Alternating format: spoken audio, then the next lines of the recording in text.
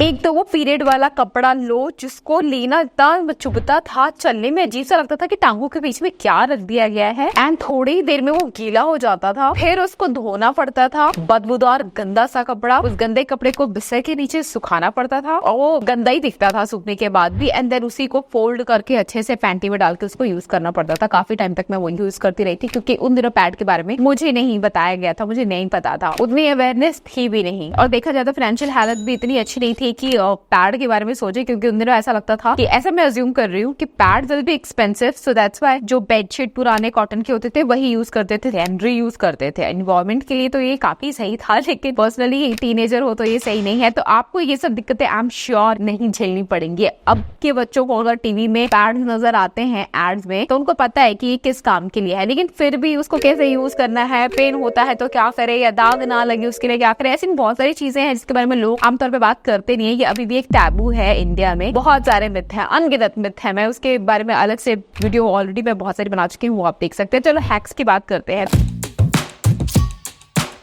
तो सबसे पहला पीरियड प्रॉब्लम अगर देखा जाए तो यही है, जब पीरियड्स होते हैं ना तो पीरियड के साथ पेन बहुत ज्यादा शुरू हो जाता है आपके लोअर एब्डोमेन के आसपास, आपको बहुत ज्यादा दर्द होता है, बहुत क्रैम्प्स होता है। ठीक है, अभी क्रैम्प्स दो तरीके के होते हैं, एक तो वो जो आप फिर भी बर्दाश्त कर सकते हो, एक होता है जो आप बर्दाश्त ही नहीं कर सकते, तो उसकी वजह से आपको स्कूल कॉलेज ऑफिस से छुट्टी लेना पड़ता है और घर पे बैठना पड़ता है। अब दर्द से कराते रहते हो, रोते रहते हो, कोई दवाई असर नहीं करती। अगर इस तरीके का कोई भी दर्द आपको हो रहा है तो प्लीज गायनेकोलॉजिस्ट को चेक कराओ, क्योंकि हो सकता है अंदर कोई सिस्ट हो, कोई प्रॉब्लम हो जिसका ऑपरेशन कराना पड़े। बहुत घातक चीज में ये कन्वर्ट हो सकती है, तो देर होने से पहले आप ये चेकअप करा लो अगर इतना ज्यादा पीरियड पेन होता है तो। और इतना पेन होता है कि बर्दाश्त कर सकते हो तो बर्दाश्त क्यों करना, अब DIY ट्राई करो। सीधे दवाई खाने की जरूरत नहीं है, दवाई डॉक्टर्स रेकमेंड करते हैं, बट पहले होम रेमेडीज ट्राई कर लो, उससे अगर ठीक हो जाए तो। क्योंकि मेरे को भी काफी पेन हुआ करता था पीरियड्स के दिनों में, मुझे याद है मैं पापा को फोन करके बुलाते थे, पापा आ जाओ मेरे को स्कूल में बहुत दर्द हो रहा है। पापा आते थे और मुझे घर लेकर के जाते थे, फिर मैं रेस्ट करती थी। उसके बाद मम्मी ने डॉक्टर से पूछा कि कोई काढ़ा वाड़ा है क्या जो मैं अपनी बेटी को बना के दे रही हूँ, तो बहुत ही अच्छी डॉक्टर थे जिन्होंने मम्मी को रेकमेंड किया कि आप सौंफ का चाय बना करके दो अपनी बेटी को। सो मेरी माँ ने सौंफ का चाय बना करके दिया और वो पीने के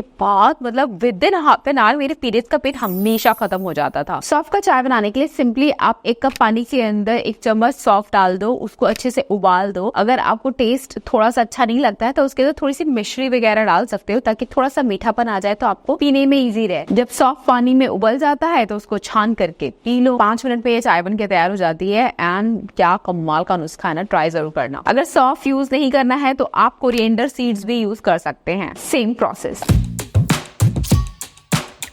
ओके, अब दूसरी सबसे बड़ी समस्या होती है कि पीरियड्स का दाग, पीरियड्स के स्टेन ना लग जाए। जब आप सो के उठो या बैठ करके उठो तो क्या करोगे? तो पहले डिस्कस करते हैं कि आप जब सोते हो तब दाग ना लगे, उसके लिए आप क्या कर सकते हो। स्पेशली अभी भी मेरे साथ हुआ था कि किसी रिलेटिव के घर पे गई थी मैं, हाल ही में मेरे पीरियड्स आए थे और मैं लेट गई थी, और जब भी मैं लेटती थी और मेरे दाग लग जाते थे और उस डर से मैं वहां पे सो ही नहीं पाती थी। और ऐसे ही एक दिन मेरे पीरियड आ गए, मैं रात को सो ही नहीं पाई, लेकिन फिर 3 बजे उठ करके देखा पीरियड का दाग बेडशीट पे लग गया है। मैं रात के 3 बजे वो बेडशीट उठा करके मैं वॉश कर रही थी और रो रही थी। सोचो टीनेजर के दिलो दिमाग पे क्या बीत रहा होगा कि लोगों को पता चल गया, क्योंकि उन दिनों नहीं बताना होता है, छुपा के रखना होता है क्या आपके पीरियड्स आए। तो आज भी अगर मुझे लगता है कि मैं लेटूंगी और पीरियड का स्टेन लग सकता है, तो जब मैं लेटती हूँ ना तो लेटने से पहले वहां पे एक ड्राई शीट रख देती हूँ। देखो ड्राई शीट कुछ इस तरीके का होता है, ये वैसे तो हमारा जब भी लाइफ में इसके बाद मुझे पता चला ड्राई शीट के बारे में, तो ऊपर से ना कुछ ऐसा एब्जॉर्बेंट मटेरियल होता है कि आप इसके ऊपर पानी डालो तो पानी ट्रांसफर नहीं होगा, उस कपड़े के ऊपर ही रहेगा, क्योंकि कपड़े के पीछे वाटर प्रूफ होता है, कपड़े के ऊपर एब्जॉर्बेंट मटेरियल कुछ होता है। तो अगर आप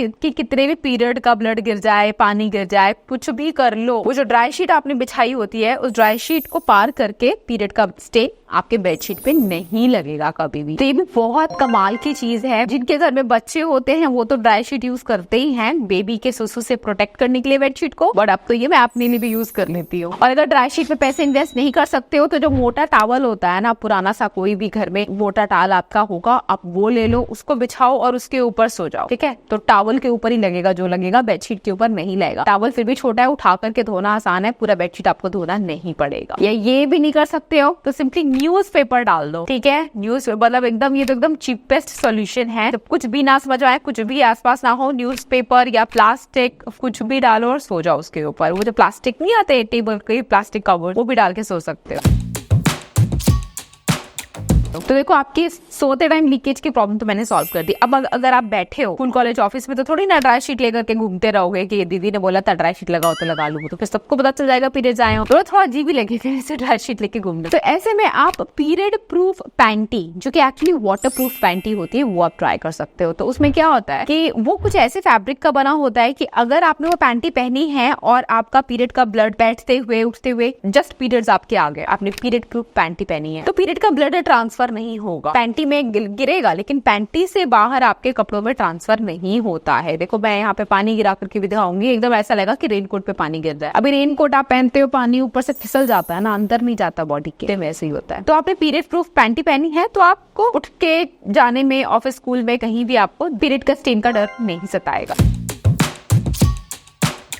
अब चौथी समस्या आ जाती है बड़ी की, भाई पीरियड्स आ गए, अब कपड़ा नहीं ले रहे हैं, जमाना बदल गया है, हम पैड ले रहे हैं। ठीक है, जो लड़कियां मेंस्ट्रुअल कप लेती है मैं उनकी बात नहीं कर रही, बहुत से लड़के नहीं ले पाती, उनको डर रहता है जो पैड लेते हैं। तो पैड में प्रॉब्लम ये होती है कि रैशेस बढ़ जाते हैं, स्पेशली समर मॉनसून सीजन में पैड बहुत ही अनकंफर्टेबल लगता है, उसको बार बार चेंज करना पड़ता है। कहीं ना कहीं पैड में स्टेन और लीकेज का डर तो लगा ही रहता है। अगर आपने पीरियड प्रूफ पैंटी नहीं पहनी तो क्या करोगे? अब पीरियड प्रूफ पैंटी थोड़ी सी महंगी आती है, नॉर्मल कच्छे आ जाते होंगे 20-30 रुपए में, है ना, पर उस तरीके के कच्छे थोड़े से महंगे आएंगे, तो आप क्या करोगे? बेस्ट तो है कि मेंस्ट्रुअल कप यूज कर लो, पर अगर वो यूज नहीं कर सकते हो तो पीरियड पैंटी डायपर आता है, मतलब देखने में डायपर जैसा होता है बट एक्चुअली में वो पीरियड पैंटी है, वो आप पहन सकते हो। थोड़ा सा ये भी आपको महंगा पड़ सकता है लेकिन ये बेस्ट सोल्यूशन है। अगर आप हाल ही में आपके पीरियड्स आना स्टार्ट हुए हैं, आप टीनेजर हो, ज्यादा तामझाम आपको नहीं चाहिए, तो आप ये ट्राई कर सकते हो अगर आप थोड़ा इन्वेस्ट कर लो तो, क्योंकि 360 डिग्री प्रोटेक्शन प्रोवाइड करता है, कहीं से भी लीकेज का टेंशन नहीं होता है and easy to use and easy to throw. इसके ऊपर आपको अलग से अंडरवेयर पहनने की जरूरत नहीं है, खाली यही पहन लो काफी है। बाहर से पता नहीं चलता कि आपने डायपर पहन लिया, ओ माय गॉड, ऐसा लगता है कि अरे डायपर पहन लिया, पता चलेगा, ड्रेस से नहीं पता चलता। मैं भी कई बार पहनती हूँ तो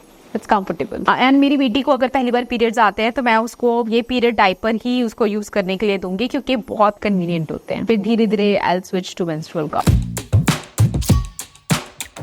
अब एक और बहुत बड़ी समस्या आ जाती है पीरियड्स के टाइम की, यार बदबू आएगी। हाँ, ऐसा लगता था हम लोगों को टीनेज में कि पीरियड के ब्लड से बहुत गंदी बदबू आती थी, बट एक्चुअली वो पीरियड के ब्लड से बदबू नहीं आती थी। हमारे ब्लड की कोई ऐसी बदबू नहीं होती है सच, बट पीरियड का ब्लड बाहर निकल गया एक बार हमारी बॉडी से, पैड के ऊपर जमा आपने 7, 8, 10 घंटे पैड को यूज करते रहे तो बदबू तो आएगी ना, और सिर्फ बदबू ही नहीं आएगी, साथ में रैशेस भी देगी गिफ्ट में आपको, additional itching and irritation complimentary है। तो पैड लेने का भी एक टाइम होता है। टीवी एड में दिखाएंगे कि भाई रात भर आपको गीलापन नहीं रहेगा, ऐसा कुछ, तो टीवी के एड्स वो तो ऐसे ही बढ़ा चढ़ा के दिखाते हैं, उनकी सारी बातों में विश्वास नहीं करना होता है। उनका काम तो है प्रोडक्ट हमारा बिक जाए, सेल हमारी हो जाए, एकदम प्रॉपर बूम मारे। आपको अपना अकल लगाना है, ठीक है। किसी भी पैड को 4, 5, 6 घंटे से ज्यादा इस्तेमाल ना कीजिए, स्पेशली अगर हैवी फ्लो है तो 4-4 घंटे में चेंज करो, थोड़ा बहुत कम फ्लो है तो आप 6 घंटे में भी चेंज कर सकते हो, but keep on changing. And वैसे भी समर्स का टाइम है तो फिर फ्रीक्वेंटली आप चेंज करते रहो। देखो अगर गंदा हो गया है तो ये करना जरूरी है। नहीं तो स्टार्टिंग में जब मैंने भी पैड लेना स्टार्ट किया था तो हम तो पूरा दिन भर एक ही पैड लेकर के रखते थे एंड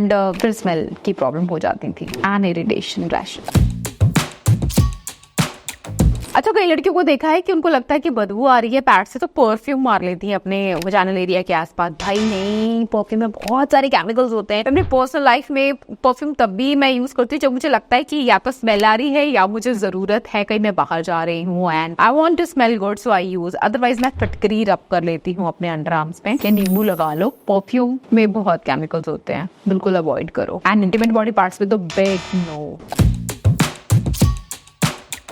अच्छा, अब ये जनहित में जारी एक हैक मैं बता रही हूँ, सारी लड़कियां ना एकदम ध्यान से सुन लो। अगर टीनेजर हो तो ऐसे ना क्या करो, ये रियली बैड। पैड यूज करती है, खोल के फेंक देती है दरवाजे के पीछे। स्पेशली अगर आप मतलब स्कूल्स वगैरह में जाओ तो गर्ल्स टॉयलेट में आपको ऐसे पड़े कहीं मिल जाते हैं, कॉलेज में। या यार लड़के आप अपनी इतनी साफ सफाई मेंटेन करते हो, घर को इतना साफ रखते हो, टॉयलेट को इतना गंदा मत क्या करो, ऐसे खुले में पीरियड को मत फेंका करो। कई बार ऐसा मैंने देखा और देख करके बहुत गुस्सा आता था उन लड़कियों पे। तो प्लीज मेरी जितनी भी व्यूअर्स है वो ऐसा घटिया काम कभी ना करे। अगर आपके पास पीरियड थ्रो करने के लिए कुछ भी नहीं है ना, आप कम से कम एटलीस्ट उसको इनसाइड रोल कर लो एंड देन डस्टबिन में डाल दो। अगर न्यूज़पेपर है हाँ पास में तो न्यूज़पेपर में या फिर टिश्यू पेपर में रैप करके डस्टबिन में डाल दो, ठीक है। अदरवाइज मॉल्स में तो एनवेलप मिल जाते हैं, उसके अंदर आप डाल करके थ्रो कर सकते हो। Please maintain hygiene.